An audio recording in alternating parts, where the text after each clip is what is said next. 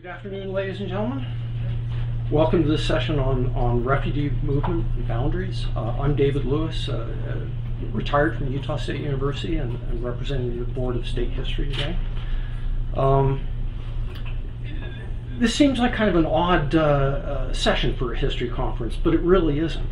A few things are more in the news right now than immigration, the stories of displaced, at-risk people around the world. And these kind of immigration stories are deeply embedded in our nation's history. Immigrants coming, displacing native peoples, building new homelands, becoming native themselves, then looking at each successive wave of immigrants with suspicion, distrust, even as those newcomers enrich us as a nation, the diversity makes us more resilient as a nation. So this session, I think, has lots of resonance with our past. There's lots to do here, so I'm going to move on quickly, introduce the presenters in order, and then turn the time over to them. And I think there will be time at the end for discussion and engagement with the audience as well. The first presenter is Chi Mo, who will not be here today, but will be here in video. Is a refugee from Myanmar, speaks Karen and Burmese. He's a USU undergraduate, majoring in computer science, student worker at USU's Special Collections. Are you going to introduce the video clip, or is Nelda? Yes, it's actually, we made a... Okay, what? Randy Williams is going to introduce Chi, so let her do that. Next presenter, Nelda Ault-Dyslin. Founding member of the Cash Refugee Immigration Connection. She holds a master's degree in folk studies from Western Kentucky University, and she currently works at Utah State University and the Community Service Coordinator in the Val Christensen Center. Jess Lucero, an assistant professor of social work at USU and a board member of the Cash Refugee and Immigration Connection, and director of Community Engaged Teaching and Research Initiative. She has a background in community organizing, conducts research that examines how place influences life chances of vulnerable children and families. And finally, Randy Williams, Fife Folklore Archives Curator, an oral history specialist at USU's Special Collections and Archive, and another board member of the Cash Refugee and Immigration Connection. Along with managing the world-renowned Fife archives, she directs community-based fieldwork projects in a magnificent fashion, bringing the voices of historically excluded peoples into the archives in oral histories that are just stunning. So with that, I'm going to turn it over to Randy to introduce things and get it going. Thank you. Well, it's always fun to be introduced by a mentor. I count David as a mentor. One of my very first graduate classes. And we actually read a book, a history book, and every chapter started with a voice of a person. Do you remember that? I do. And I think a lot of those stars aligned to help me figure out where I was going to be in this movement. You might be wondering, what is a refugee? And this is a definition that we use with the Cash Refugee and Immigrant Connection. And obviously, this does fit in with our meeting today. We're talking about boundaries and transportation. And obviously, refugees are people of movement. They have to leave from their community of origin, usually a country of origin, to someplace else for safety, whether it's because of religious persecution, ethnic persecution, or other kinds of things. And they make their way to other parts of the world. That's a staggering number if you look at that statistic. 22.5 million people, and less than 1% are relocated.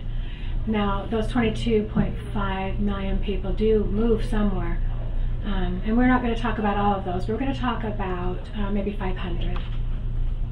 I'd like to introduce you to Chi Mo. Chi Mo is on the bottom, sitting next to his mother, Awen, and in 2015, some students of mine, with my colleague Lisa Gabbert, we interviewed community members, as David said, in Cache Valley with one of our fieldwork projects. And Chi Mo served as a community scholar. And I'm going to talk a little bit more about that toward the end of when I'm talking. But for Chimo's part, the idea and what we had asked him to do is talk about his movement. So we were going to play you some clips of his mother's interview, but for some reason our sound isn't working very well. So I'm just going to read a little bit, if you don't mind.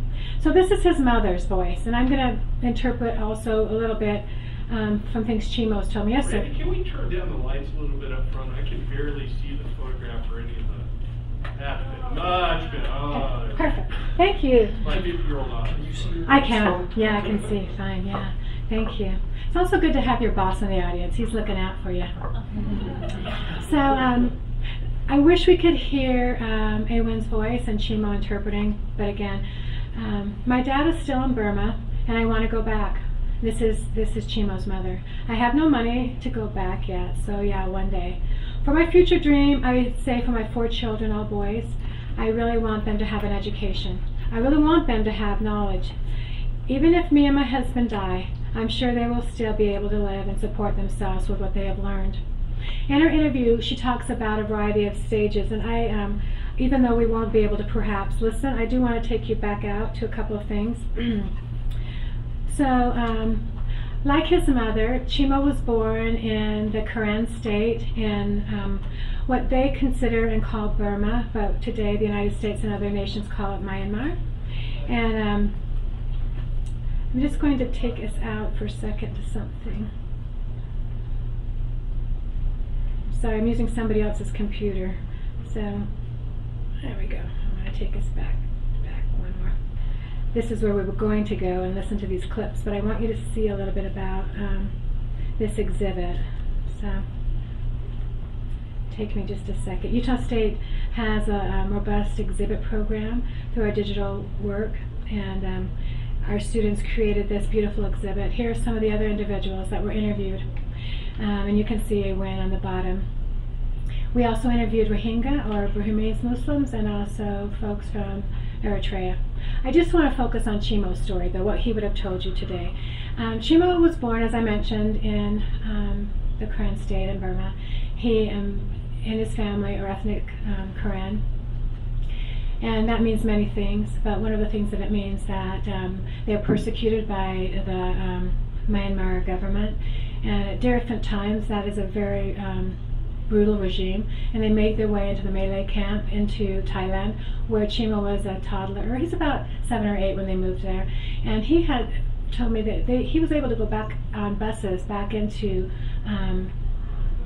Burma and stay and visit with his grandparents, but his younger brothers have never had that opportunity, and his parents couldn't do that because his father, and for a variety of reasons, that would have been very unsafe for adults. He lived there until he was 12 or 13 years old, and then he immigrated to Salt Lake City, and Nelda's going to talk a little bit more about that process, so I won't. But his family, after a short time, made their way to Salt Lake City, which a lot of folks do, to work at the meatpacking plant in Hiram, Utah, Swift Meatpacking Plant. And we are talking about boundaries as well as movement, and that reflects a boundary. And again, Jess and Nelda will talk a little bit more about that boundary that happens to individuals who leave Salt Lake City and a lot of resources.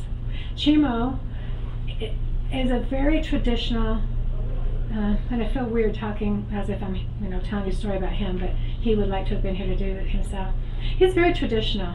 He's traditional food, and he's a 22-year-old who kind of sounds like a 35-year-old, because he'll say things like, my brothers, all they want to eat is American food, because they're younger. They were very young, his brothers, when they came. He was older. He had had a long time of a more traditional upbringing, and so that's really the focus of what some of the things that are important to him.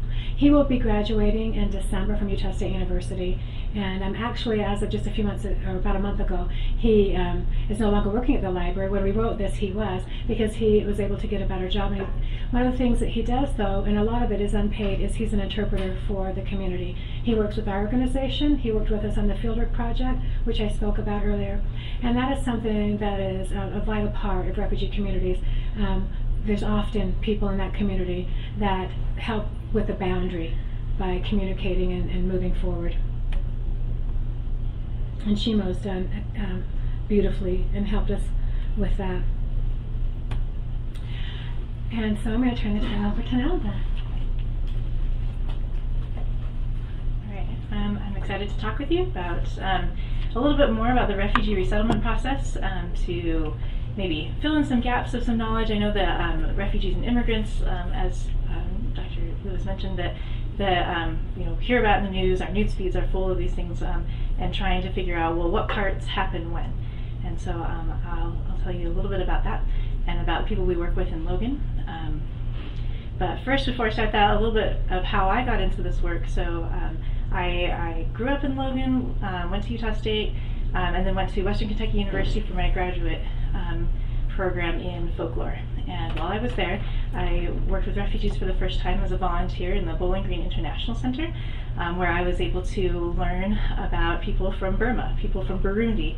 What are you doing in Kentucky? I thought I was out of place here, and was able to learn a little bit more about the UN's program to resettle refugees.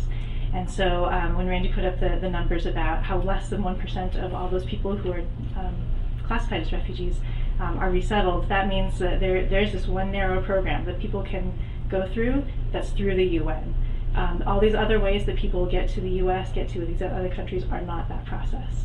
And this particular process through the UN is very stringent, has many, many levels, and takes years to get through. And so in Chimo's example, and many of his neighbors and other people who came from the refugee camps in Thailand, they fled from Burma, come to Thailand, and many of them were in Thailand in the camps for a generation. It's been that long ago since they fled. And so many people who are my age and younger were even born in the camps, and then were then married and started having their own children in the camps. And at some point in their lives, a family will say, there's nothing for us here. Like, we love our neighbors and we love our people. We hope that someday our home will settle down and we can go back. But going forward, we can't advance in education. We can't get a real job because everything is a little bit under the table. You're not legal to work in Thailand as a person in the camp. And so people will seek out the UN and apply to start the process of resettlement. And I hear different stories. There's some people who say they were allowed to put in a choice, like maybe their first couple choices of what country they'd like to be sent to, and other people said we were just told we were going to the US. So it's different, I guess, depending on what program and what country you're coming from. And so with many of the people that we work with, they said, all right, you're going to start this process of medical checks, background checks, verifying that all the children that you have with you are actually yours, and corroborating notes on one interview from a year ago that you gave, and why is it that you're fleeing? Can you prove that you are actually fleeing because persecution based on your ethnicity or religion, and those protected classes that Randy put up there. So after all of that, one day people in Logan will talk about a bulletin board in the camp where they would go and check every morning to see if their family had cleared yet. And they'll go up and you see, oh, your name is there. Guess what? You're going to Salt Lake City, Utah. And you're like, what's Salt Lake City, Utah? And you say, well, congratulations, you're going there. Go find a coat.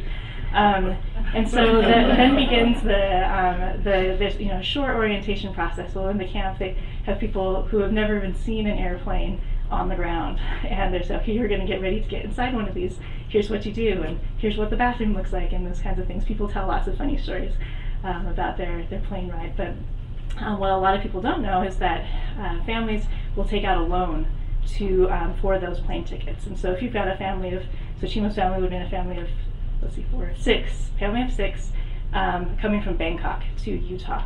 Not a cheap plane ticket, but through the resettlement program, they take out a loan, and then when they arrive in the US, they pay back that loan based on their employment that they get when they're here.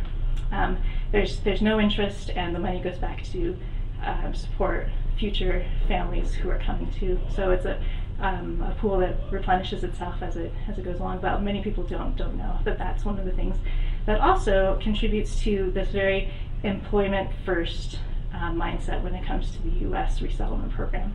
And so someone lands actually let me show you. This is meant to not be totally clear, because this process is not totally clear. This is not something that is as even as straightforward as this flowchart tries to be. And so, after someone has been approved to come to the U.S., at that moment on the U.S. side, there are only 9 nonprofit organizations that work to resettle people from all over the world. And those places are nonprofits, but they are also funded by federal money that matches what the nonprofit can raise. And so here in Utah, we have representation from 2 of those organizations, the International Rescue Committee, or IRC, and Catholic Community Services, or CCS. And so if someone is being sent to Utah, one of those 2 organizations is going to set in motion. They're going to find a caseworker who's going to be assigned to that family. Caseworker gets to work finding an apartment for the family to live when they arrive, what school the children will go to, what kind of job training the family is going to get. Every state handles the resettlement process differently. And in Utah, we have a pretty good system as compared to other places, where a family, once they arrive, they're greeted at the airport by a caseworker who maybe will bring along an interpreter if they're not from the same place that the family is. And you have access to that caseworker for up to 2 years. And they're there to help navigate you through all of these new systems. And I think that one of the things that we run into is it's not a lack of knowledge of how to be an adult or how to be a family. It's a lack of systems knowledge that is one of the hardest things, that even if a family does get through a language barrier of some kind, whether because their children are quick enough to start navigating the family through, or maybe the parents came with a little bit more education and are able to take the reins ahead of the game, but they have this systems barrier that is very agonizing to deal with sometimes. In other states, you have access to a caseworker for 6 weeks before they say, all right, good luck, and I got to go help this next family that's coming down the line. So here in Utah, we also have the resources of a great Department of Workforce Services on a state level that partners with other organizations. And so one of the things that we have here is that you can have access to refugee funding to help your family for up to 3 months when you first arrive. And so that's something that you can make sure that everyone's got their immunizations now that they've arrived here. That there's also a job training program, but you can only access the money if you clock a 40-hour work week. So what we have here in the state is that you can go to 4 hours of an English class and 4 hours of a job training at a place like the LDS Humanitarian Center. You've clocked an 8-hour workday, and then you're able to access the money that's been set aside for refugee resettlement. And other states don't have that resource. Another thing that we see is that once you arrive as a refugee, you have a social security card, you have an employment authorization card, you're ready to work, and there's nothing legally that's holding you back in that way, which is not true for many other immigrant groups. And so I won't share that story, but so you're ready to work, but you also are free to go anywhere you would like. So if you arrive here in Salt Lake in December and you're like, I don't like this place, we can't even walk outside without hurting our lungs, let's go move to Orlando. I've got an uncle who lives there, and you are free as a refugee to go anywhere in the U.S. Which brings us to Logan, because like I said before, Salt Lake is the only city in the state of Utah where people get sent, straight off a plane from a camp or from a large city where you started your process with the UN. But if you find that you need better job opportunities, you want to be closer to your family, which is why you moved in the first place, you are able to go anywhere you like. And in Cache Valley, we have a large meatpacking plant, which if we talk about movement, and I was thinking about this in the keynote, right, during lunch, okay, keynote, about governments and decision making on a government level, and how that affects movement. People are going to move anyway, but how do these other things affect the way people move? And so, where was I going with that? Because that was a new thought for me about this other stuff. Anyway, all right, so you're allowed to go wherever you like. This is what it was. In the Christmas time 2006, up in Cache Valley, at this meatpacking plant, there was an immigration raid that removed many undocumented workers from their employee list, which coincided with the arrival of many Burmese and Karen refugees here in Salt Lake City. And so this opportunity to work in Cache Valley opened up, and many people, I was gone at the time, but many people, from what I hear, 30 families showed up in Logan, and the schools were like, what on earth? None of these children all have the same last name, and the local workforce service is like, what on earth? Where are these people from? We can't find any interpreters for them, and we have a very adept and very compassionate English language center in Cache Valley that was able to step in and kind of navigate the waters until more formal things could be set up. And so in Logan, as this slide showed, we are working mainly still with people originally from Burma. But the other groups all have their own interesting stories, and we have, people from Burma that were persecuted because of their ethnicity and their religion. The people who came from Eritrea, which is a historical, like the history of conflict in Eritrea is not one that I've been able to really trace back to, well, the beginning was this, and then it just kept getting worse from here. I feel like there wasn't a beginning. But many people that, when I first started this work, I thought, oh, these just these single guys are just roommates and they're friends and they're working at the meatpacking plant, whatever. And then years go by and I realized, no, they were married and had wives and families, but the wives and families hadn't caught up to them yet because they had done this dangerous desert crossing into Ethiopia to refugee camps there, and then got themselves in the process before they could invite their families to come with them and to join them. In Eritrea, they're running from their own government, who can take you for the military without any description of when you'll get out. And we meet people, especially younger people who were in universities. I will always remember this one young man he said, I went to this university and all of my peers, we were all studying so hard, but it wasn't because we wanted to learn, it was because we were afraid, because if your grades dipped below a certain level, the military could come get you. And so, and we tried working with him once he was in Utah to maybe get him back in university and things like that, but the trauma associated with studying and being in school was just a little bit too much for him to be able to go back in. He luckily found a very successful route in truck driving, and so we sometimes we'll hear from him every once in a while. People from Sudan, not very many up in Logan, but again, younger single men and a few families, and people from Somalia that we, many of them spent time here in Salt Lake. We're just barely getting to know them better and their needs, but very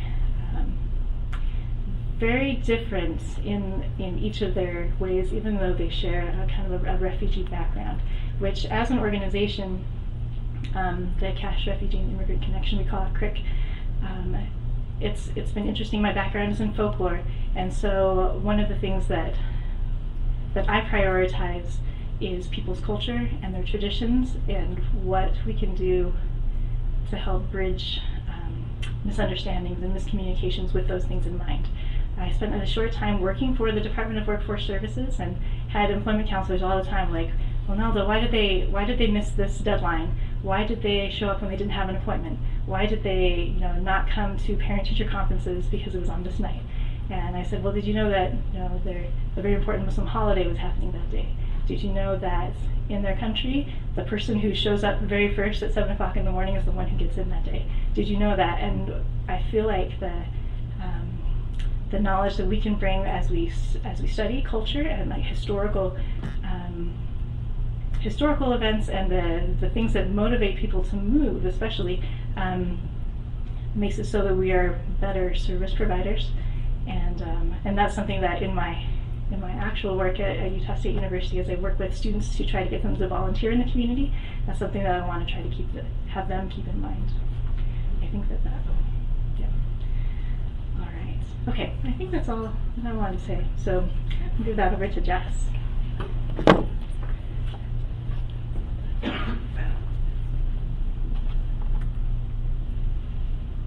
think if you go back and watch your starting slide. There we go. All right. Hi, everyone. Jess Lucero. As David mentioned, I'm a social work professor at USU, and I'm a community social worker. And I actually didn't really come to some of what I'm going to be sharing with you today. The handout's kind of been going around. There's a few more up here, too. through my own research. It was a sort of an accidental partnership, and so I want to tell you the story of that partnership. So this is going to be a story about university community partnering and advocacy as an academic, and then also just a story of a fledgling organization that you've heard us say the name Cash Refugee and Immigrant Connection, or CRIC. So back in, Nelda mentioned briefly that she worked for a blip for Department of Workforce Services. What's that, in 2012?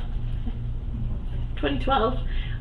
That position was cut in Logan, and so funding for that was cut, and so Nelda and others in the community, but specifically Nelda, really took it upon herself to start a group, kind of a coalition of community members who could still attend to the needs of what was a growing population of community members in Cache Valley.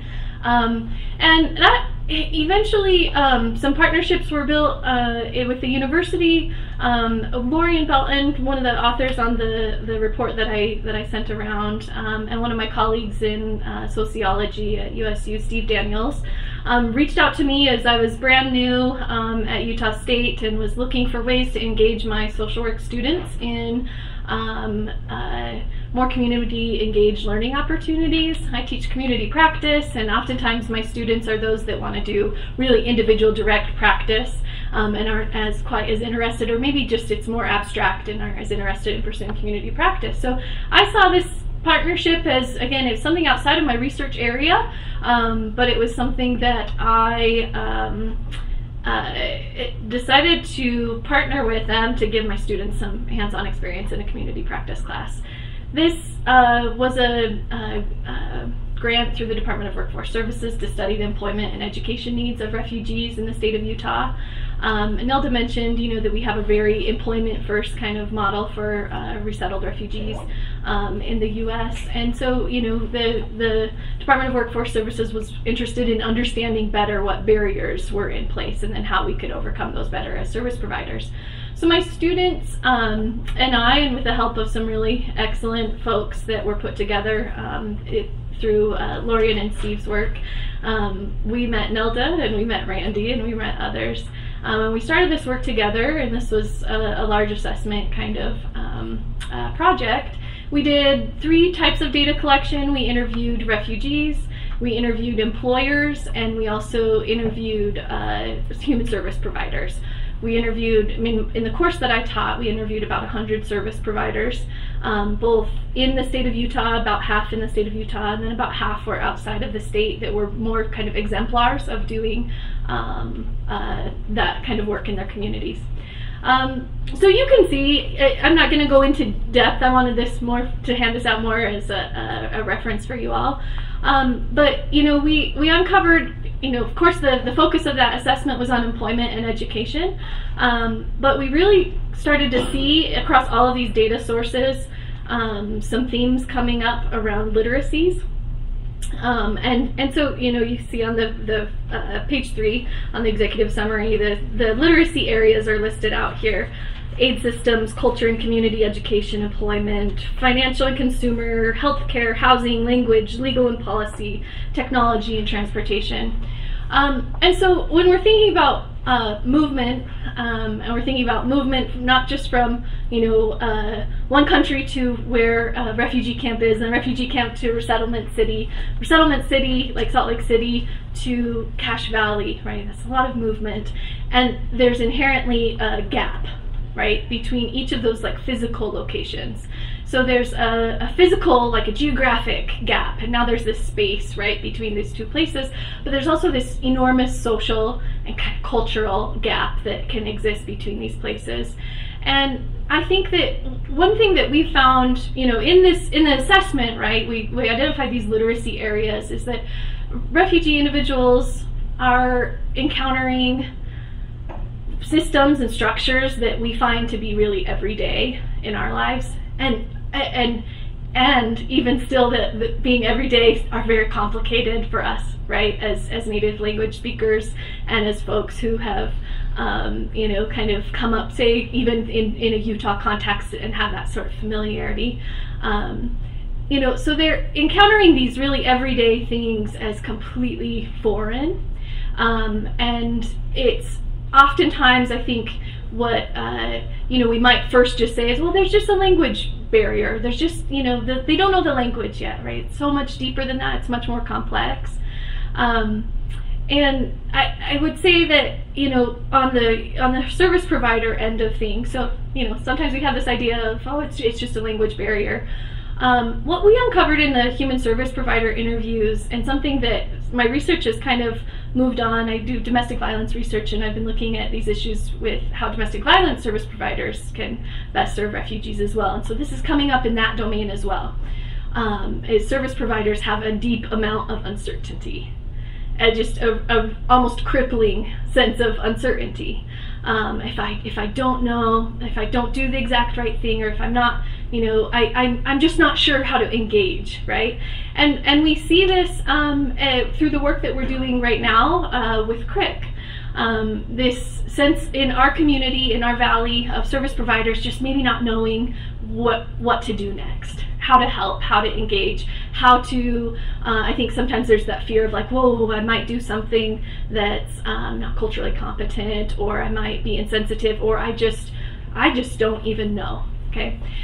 So we see that in the valley. And so when we're thinking about gaps, right, physical kind of gaps from movement, and we're also thinking about gaps of service provision.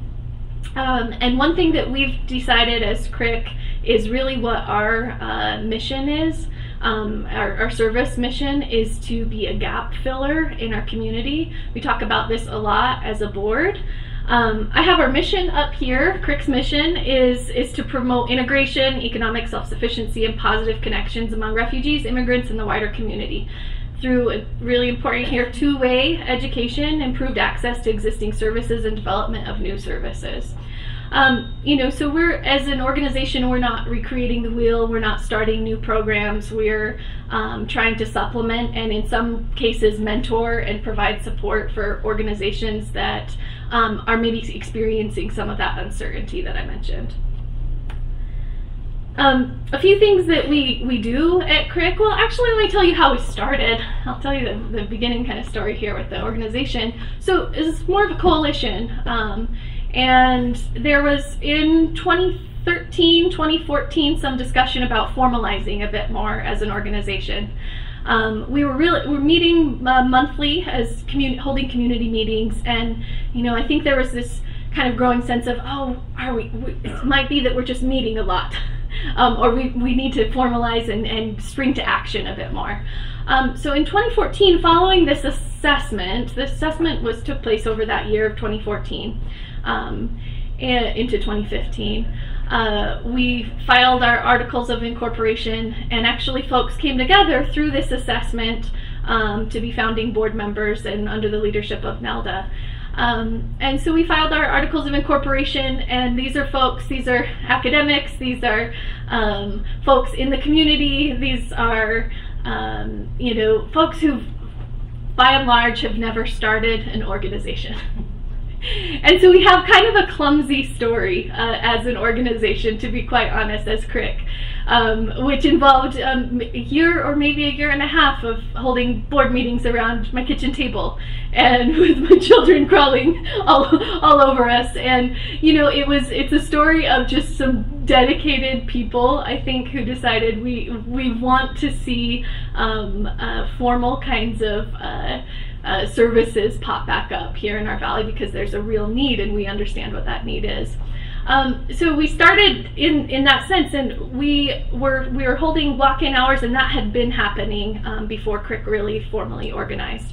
The Walkin Hours, they're used to assist in refugee individuals and families with any number of things, especially that piece of like navigating systems and everyday kinds of challenges that are really foreign. So that oftentimes is paperwork liaison kind of work between schools and healthcare providers and school districts and so on, those kinds of things.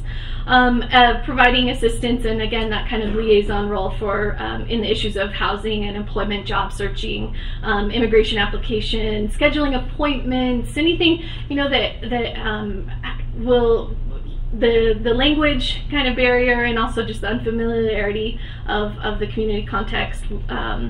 It presents a challenge for refugee families. So those walk-in hours were happening, and they continue to happen. We expanded. We started doing citizenship clinics. We started driver's license clinics.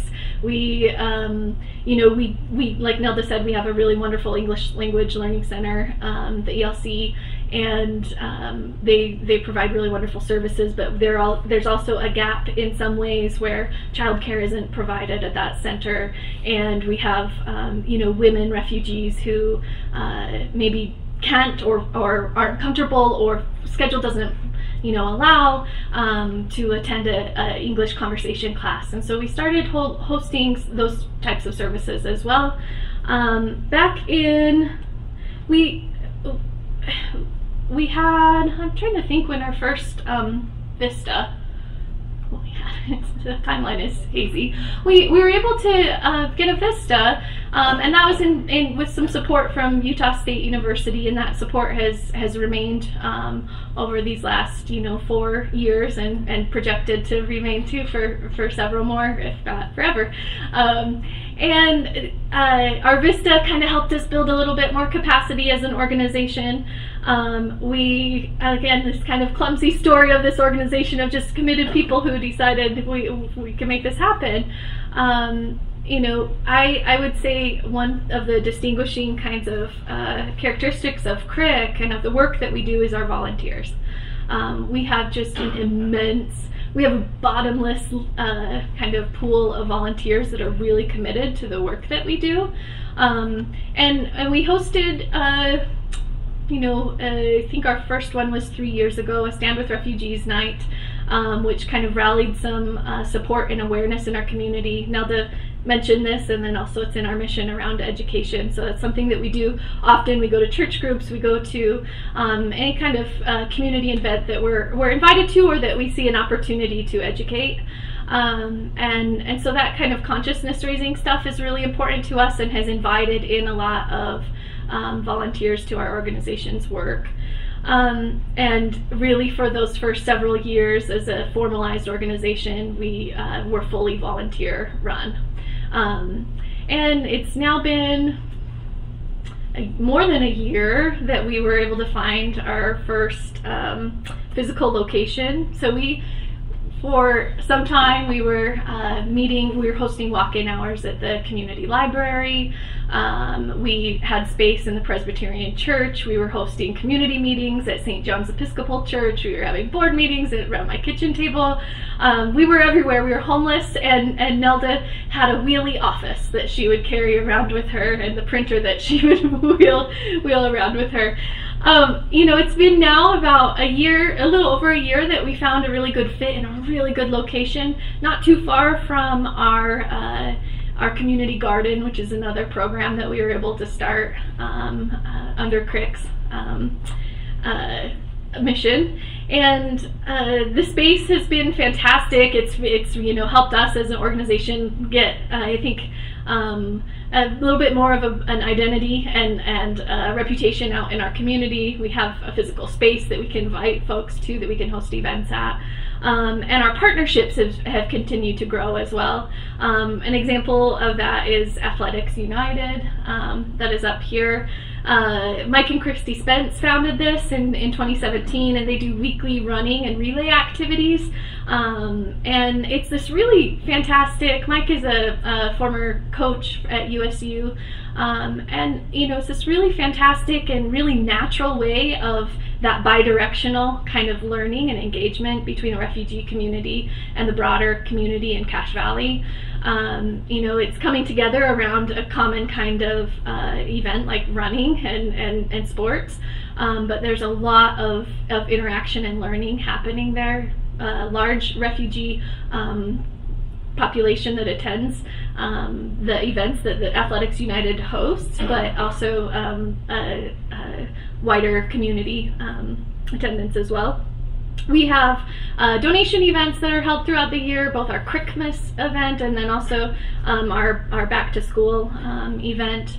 And we, let's see, I mentioned our community garden, but this is a garden where there's a gentleman in Logan, proper in Logan City, who had an interblock piece of land and knew what we were doing and said, hey, could you use this land? And we've been using his plot of land for a few years now, and we just renewed our contract for another 3 years.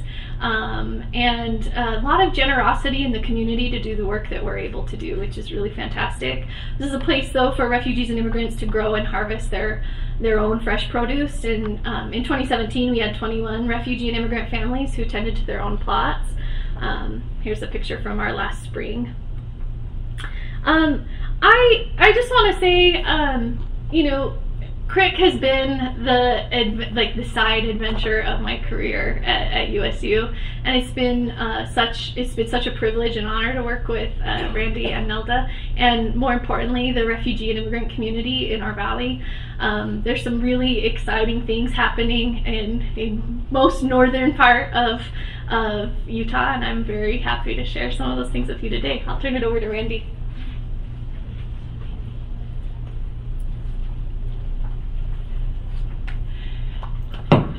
During the keynote today, we heard about this idea of moving something forward on a very personal level. And that's a little bit what we're trying to show you today, how personal our work can be and advocacy can be. And I think you're getting the picture from Nelda and from Jess. And if Chimo were here, you would also get that from him. One of the tasks that we wanted to present and talk about today, and hence our title, Refugee Movement and Boundaries, Displacement, Relocation, and Advocacy. And I'm going to really focus on the advocacy part. But I do not want to go away without talking about boundaries, just a teeny bit more. So when you resettle to Salt Lake City, you get those services, as Nelda and Jess have talked about. But we don't know exactly when it stops, but it's probably around North Ogden. There's just a little bit of a bubble, and then boom, it's over. So you might be wondering, well, why are these women and others trying to replicate something that they just told us happens in Salt Lake City? Because it can't happen in Logan, Utah. So if you're from, we don't know exactly 80 miles, 70 miles, we don't know exactly where it is, but we just know once you're in Box Elder and Cache County and Rich County, it's over. And but your need isn't over. And that's what we're talking about. The need isn't over. Now, I am a folklorist also by training. I live in a library. I'm an assistant librarian. I wear the hat of the Fife Folklore Archives curator, as David said, but I'm also an ethnographer by training. And so one of the things that Nelda and I, about the time she came back from graduate school, because folklorists seem to flock together, man, we're like birds of a feather. And it's interesting when Jess talked about us all kind of coming together. Nelda told Lorian Belton about what I did, Lorian and I met, then I met Jess, I went and talked to Jess' class. It was just like this synergy of like-minded people, but the one thing that we had in common was this idea that our door to our jobs didn't close when we walked out of the office or away from the university or whatever our work was at that time. Nelda at the time wasn't up on campus. She was actually working at a grade school and doing some other kinds of work, but it didn't stop because she wasn't working at Workforce Services or Department of Workforce Services. So one of the things Nelda and I talked about in the beginning was that we'd want to do an oral history project because we're ethnographers and that's what we do. And my kind of life's work is making sure the voice of all the people I see in the grocery store are actually at Utah State University. I find it repugnant that I would live in a place that in 10 or 15 years there would be no traces of a refugee community or a drug court community, which is what I talked about last year, or the Latino community, or whatever community. And so other people feel similarly, and I'm glad that my bosses have always felt similarly, but also like, you know, other people on campus. And so we, Nelda and I talked quite a bit about this, but we said, you know what, when you first get somewhere, probably that's not the first time you want to tell somebody your harrowing story of relocation. Let's give folks a little bit of time to get an apartment, get a job, figure out life systems as best they can. So we waited a few years. And in 2015, with my colleague, as I mentioned, Lisa Gabbard and I, had an oral history project with the Library of Congress. We worked with colleagues Guha Shankar and Margaret Cruzy to come out and help us train students at Utah State, mainly graduate students. We were doing ethnographic fieldwork or oral history, whatever you want to call it. And I loved that our keynote talked about Zen. And I'm like, what? You know, back in 1970, folklorists have been doing this kind of work, but archivists started. It was kind of like a mind-blowing moment, right? In 70, it was like, hey, everybody, we got to get other people in these libraries. It can't just be top up. It's got to be, you know, social history and folklore and women's studies and ethnic studies were happening. We know that, right? But that took a while to trickle down. It didn't happen instantly. And so it happened at Utah State in about 2000. We had some oral histories previously, and some folks in the history department and folklore department and others, but they've mainly been the same old, which is nothing wrong. There's nothing wrong with continuing to get more about pioneers. I love pioneers. My family were pioneers. But you know what? There's a moment in time, it's a watershed moment for me, when you say, but if I look in the grocery store, if I look in the grade school, and everybody's not in the archive, how can a historian or an author write a book like the one that I read in graduate school that had those vignettes? You know, how is that going to happen if archivists aren't collecting that? Now, the watershed moment in 70 was archivists saying to other archivists, hey friends, if you aren't going out and getting it, you're not doing your job well. Well, guess what I was doing in 1970? I was like in 3rd or 4th grade, I don't know. I was born in 1961, so I wasn't at that meeting. I didn't find out about that for years later. But folklorists, that's kind of what we do too, right? So I'm not going to spend a whole lot of time. I'd like more time for conversation. But I'd like you to think about this. At our core, really should be this idea of advocacy. Whether we're historians, whether we are archivists, folklorists, social workers, community builders, educators, at our core we should be trying to be inclusive. And if we are inclusive, that means the excluded voices we don't hear. I see Jody Graham, my partner in crime at Utah Humanities, and Josh Wenegren, who is over education there. He and I have been working on some venture and Clemente programming and trying to get that at Utah State. And one thing he taught me is, I was always saying in presentations I was doing that my goal is to get the underheard and the underserved voices. And he said, you know what, aren't those just excluded voices, Randy? If they're not ever invited to the table, are they actually underheard? If they're not invited, they're not heard at all.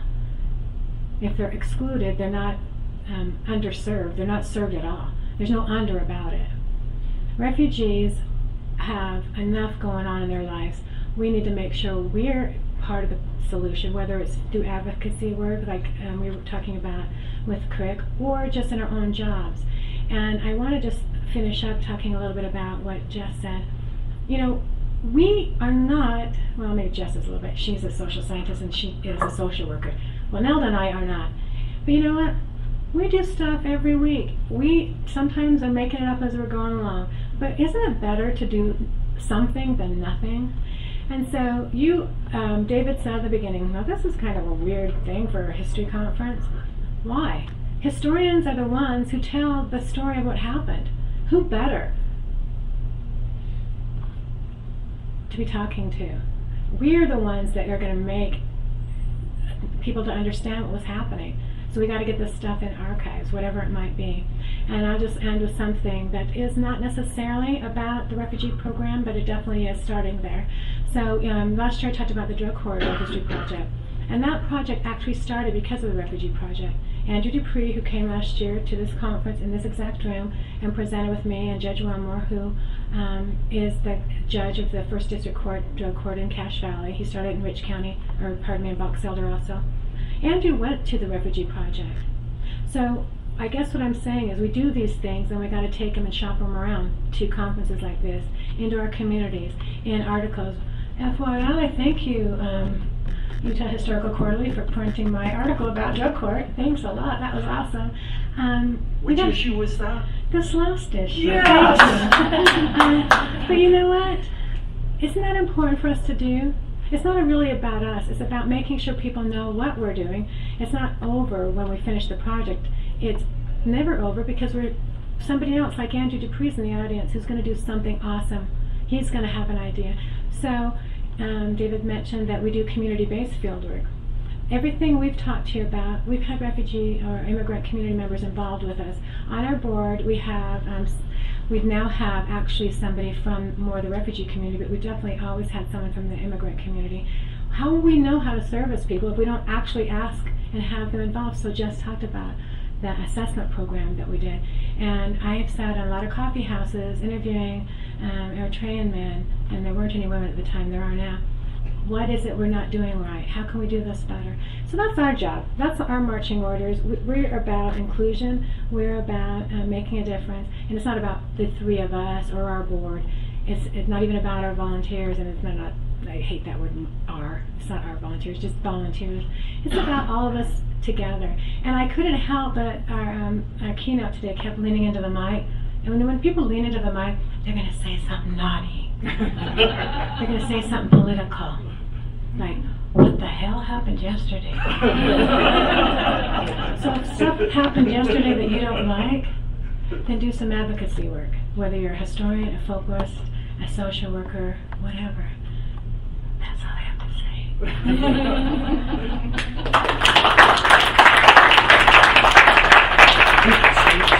Randy, Jess, Nelda, do you want to take a... We have 20 minutes for comments, questions, dialogue, if you'd like to... Yeah. Or you're welcome to stand up there if you'd like. This is from our back to school backpack event we had a few weeks ago. Sorry for cussing. So if you want to just point... Is that on tape? I hope not. Once they're finally here, what does the citizenship process look like for them? Yeah, they are eligible to apply for citizenship within 5 years. Yeah. So that's another thing that's different with refugee process is that after a year, you are you are on the track for a green card, different than other immigrant groups.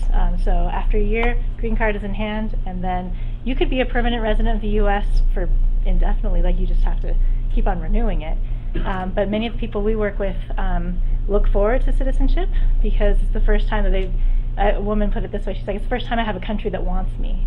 And so it took me a long time to understand why someone would want, so you have a permanent resident card, you're eligible to work, you can, get benefits and the things from your job and stuff like that. You can't work for the government without being a citizen, and you can't vote.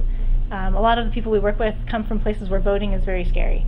And so we meet a lot of refugees who are like, I'm not interested in voting because I don't know anything about that, and that's a threatening thing in my past. But what is motivating is this the belonging so they do. You are eligible to apply after 5 years, and many of the people we work with don't apply because they know they won't pass the test. With this employment first, and the meatpacking plant where people are wearing hearing protection all day, don't get a lot of English exposure and opportunity to practice English at work.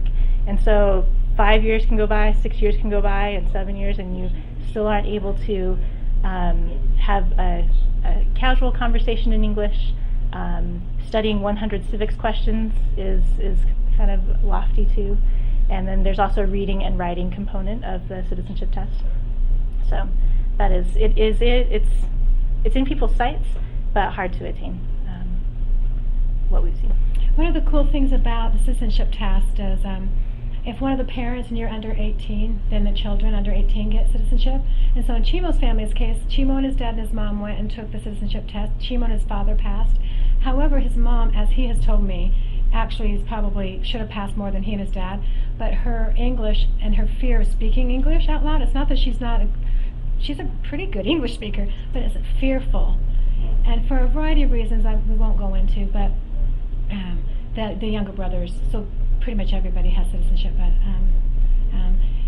their mother. And I just want to comment on something that I can't remember if Nelda or Jess said it. I think Jess said it about going to into the grade school and everybody with these different last names. Did you see Chimo's mom's last name and his last name? The Quran, nobody has the same last name like we do, and so that can be for a service provider, there's just these, unique situations where a little bit of community building capacity, not just with the refugee community, but with school teachers and principals and other folks too. So,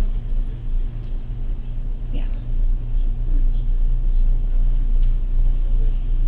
Can you explain why they don't have the same last name? How do they connect through name? Or do they not connect through name? Really? There's a TED Talk from a Burmese woman that I don't remember her name, but it's something about, I think like what's up with Burmese names or something like that is in the title. She was explaining it. So there's not actually first name or a last name. It's just your name.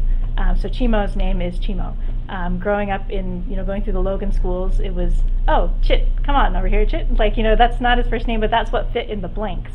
And actually, when he and other students his age appeared in Logan, the school district took it upon themselves to make a last name for the students. And so his name was Chimo, and then his father's name, Shueo. And so that's what he graduated with, his transcripts, everything. When he applies for financial aid, his social security card does not match the school records. And there was a lot of advocacy work that had to be done to clear that up. And so I don't know the tradition, but I think that there's also something, many people have the days of the week in their name. That's like, Chimo has a friend named Sinetun. Sine is the word for Saturday. And there's a lot of tradition around certain people who are born on certain days of the week should not get married. And, oh yeah, Wednesday people are always like this, or something like that, which is denoted in your name. And then a lot of people are also named after flowers and colors and birds in the names that they've told me. Yeah. It's a really fun naming pattern right now in Cache Valley. Some of the families are incorporating traditional U.S. whatever names, and my favorite is one little guy has Douglas MacArthur and then a traditional name right after it. I don't know. It's just one of my favorites. His siblings also have really sweet names too. Yeah, If they have children, do both the husband and wife look for jobs?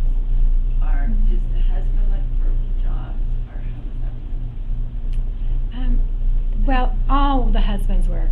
I mean, very, very rarely. Occasionally a mom will work, but many have small children at home, and so that's counterproductive. So many moms are home with their children. But there are some moms that do work, and especially when the kids go to school. We're seeing more. Chimo's dad in the Malay refugee camp was a barber. He cut hair, and about once or twice a week he would try to get a job outside the camp, which was a little bit dangerous and also under the counter, as Nelda mentioned. So, I mean, working, everybody works, but their moms are working at home. And Chimo's mom actually does a small business at home with, I don't know, she repackages spices sometimes and sells them to neighbors. Because sometimes getting the food you need is not easy in Cache Valley. At all. Especially spices. Yes? So, if I understood you correctly, you are videoing their experiences getting here to America, is that correct? There's like a Star Trek thing going on. I'm sorry. Have you videoed these refugees and their experiences? Yeah, so we didn't video, we audio taped. We did in 2015, we interviewed not all the refugee communities, but we interviewed 3, and we interviewed about 6 or 7 people from each of those 3 communities. We did an audio interview with a full transcript and some images, and so I didn't spend a whole lot of time. I should have done that. I thank you for that question. We have on our digital collection, we have all the interviews, audio, and the transcript, and because we used the community scholar as the interpreter, so if I were interviewing Jess, and I would talk to Jess, and Jess would answer, and then the interviewer would translate. So that's all on tape. So we have up to this point translated into English. And is that available? Yes, it is. So if you go to Utah State, or if you just put in Cache Refugee, Cache Valley Refugee Project, it'll pop up, and you can listen to everything. We also have, which I was trying to play for you, we have a digital exhibit of that our students also did for each 3 of the communities. So introducing you to Burma, or introducing you to why some of the complexities, why a person would leave. And that's really nice. So that's also in our digital exhibits at Utah State University. So at Utah State University, yeah, but if you go to Cache Valley Refugee Project, all of that's embedded right there. Thank you. Yes? How does one get classified as a refugee versus just an immigrant like out of the United States? Because I imagine that can be very hard. Yeah, so that definition that Randy had to read, that's the UN's definition, not just the one that we use. And so that's so it's a legal status, and one that it's interesting. Like, how long do you keep that status? Like, once you get a green card, are you no longer a refugee? Because legally, you're not. You're a permanent resident. Once you become a citizen, and those kinds of things, it's an interesting identity question. But you aren't, like, you're pretty much just a displaced person until you get through, according to the UN, until you get through their process and like, hey, you have refugee status. We're going to set you on your path to somewhere else. Yeah, and then, and one more word that's also kind of similar is asylum seeker, asylee. So this is, refugees apply to be sent somewhere else. An asylum seeker has gotten themselves to that somewhere else, and I'm saying, please let me stay here. Yes. Okay, perfect, yeah. We actually, you notice in our name, Cache Refugee and Immigrant Connection. So we also work with the immigrant community in Cache Valley. However, not as much, just because the needs are quite large with the refugee community. And the legal stuff with immigration is just hard. We're really happy that we've added a new board member this year who's an immigration attorney, though. So really helpful. It's been very helpful. We have noticed we all live in the United States. We are all part of the we interact in government. And we know how sometimes we're like, wow, things take a long time to change. Not always. The forms we've been filling out for several years have changed recently. Now just leave it at that. Any other questions? So it strikes me, I'll try. It strikes me that you've got a governmental system to help refugees and resettle them for a while. But what you guys are essentially doing is like a settlement house movement. If we take this into a historical context, it's like Jane Addams in Chicago, getting immigrants settled down, showing them how to get through the ropes, get their kids in school, do things like that. Have you thought about that parallel in a historical sense? I haven't. I should have. She's the grandmother of social There work. you go. You know what? I'll have to tell you the honest truth. We're in the trenches, and it's nice to come to something like this and think about it more like that. So thank you for saying that. And all the huge credit goes to this woman right here, honestly. But when you're in the trenches, you don't have a lot of time to think about stuff like that. So thanks for letting us come and think about it for a minute. I just have a comment. I did come to the U.S. as a refugee. I didn't know that this session was here, so I just wanted to but, so I want to stress the education factor of it. I mean, my mom and dad came and was able to get an education.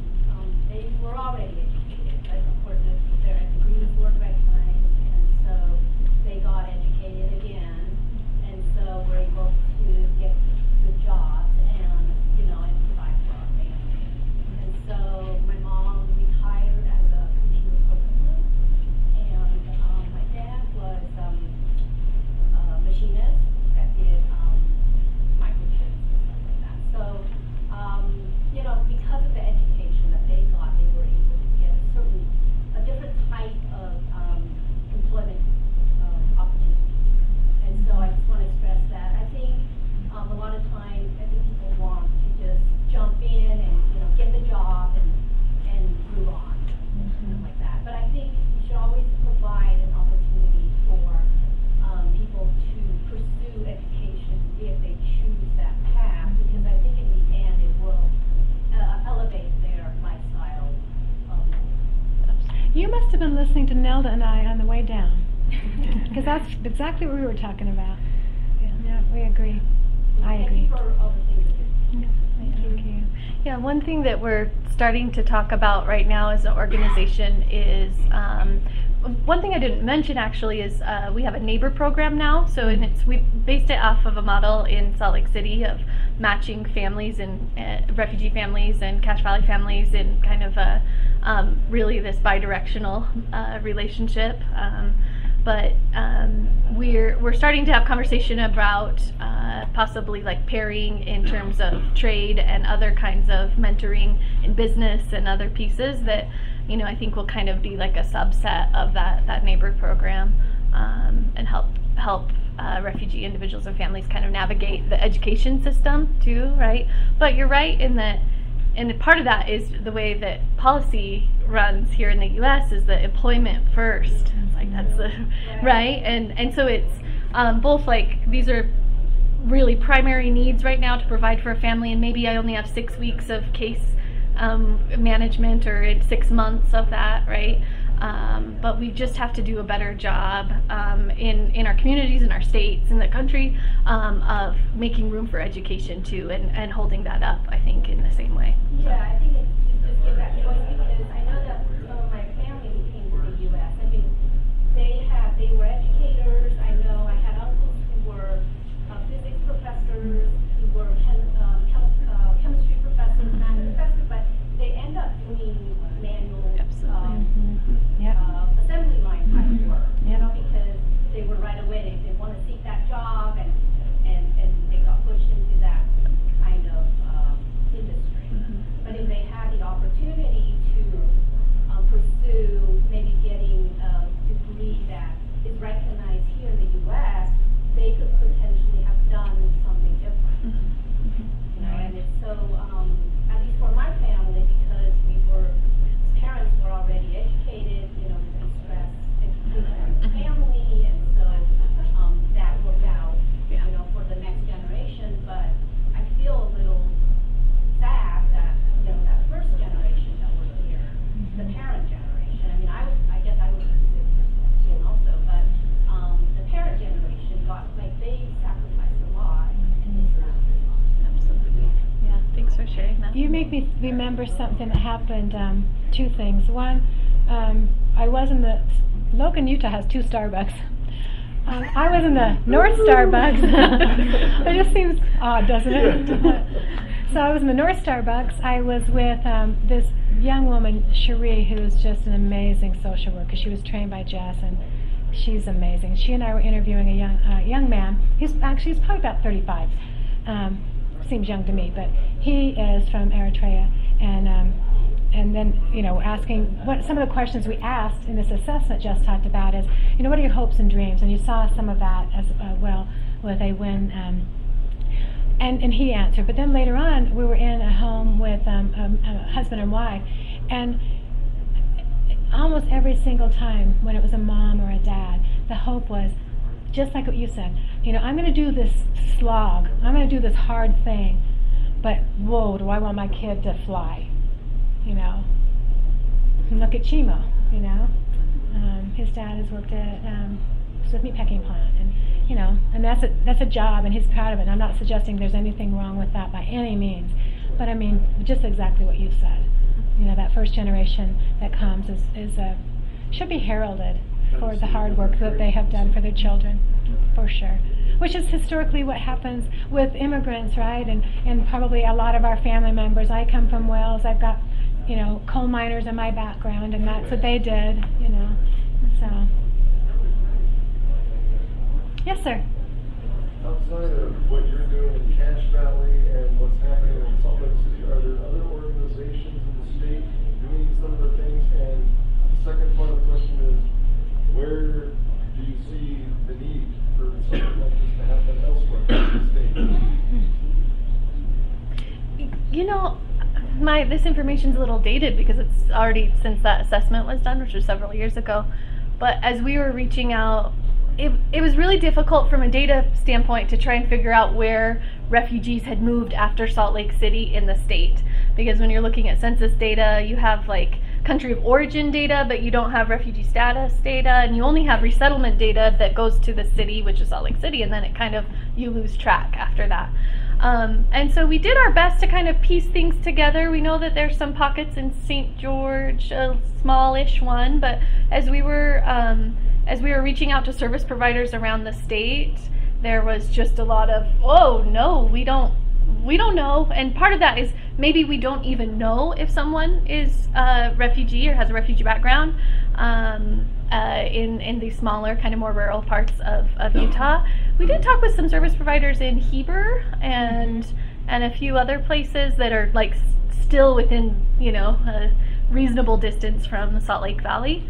But I would say, it's looking across the state, and just based on that assessment data snapshot, Cache Valley is really one of those kind of other enclaves in the state. There are some other groups besides Catholic Services and IRC and in Salt Lake and in Provo that are doing like the fundraising arm and getting materials, but I don't think they're doing the kind of work that we're doing in the sense of we're not definitely social workers, I don't want to say that, but we're doing social services kinds of work. And I don't know of anyone else doing that, but we might be wrong. Is it in your plans to maybe start other branches of what you're doing in St. George and other pockets? Right now. We just hired our second paid staff member. We still don't have a full-time staff person at our organization, so we're an endurance I think organization for right now. I will tell you one of our hopes and dreams. We would love to have our board have more refugee community members involved with us, and it's not because they don't want to be involved, but it's a luxury to be on a board. It's just an extra thing you can do if you have a little bit of extra time, and I'm not suggesting that's a fluffy thing. I think boards are amazing. I'm on the beautiful, amazing board, but that's a goal of ours, to have a bigger voice from the community involved in the decision making. That would be really great. Well, ladies and gentlemen, I'm afraid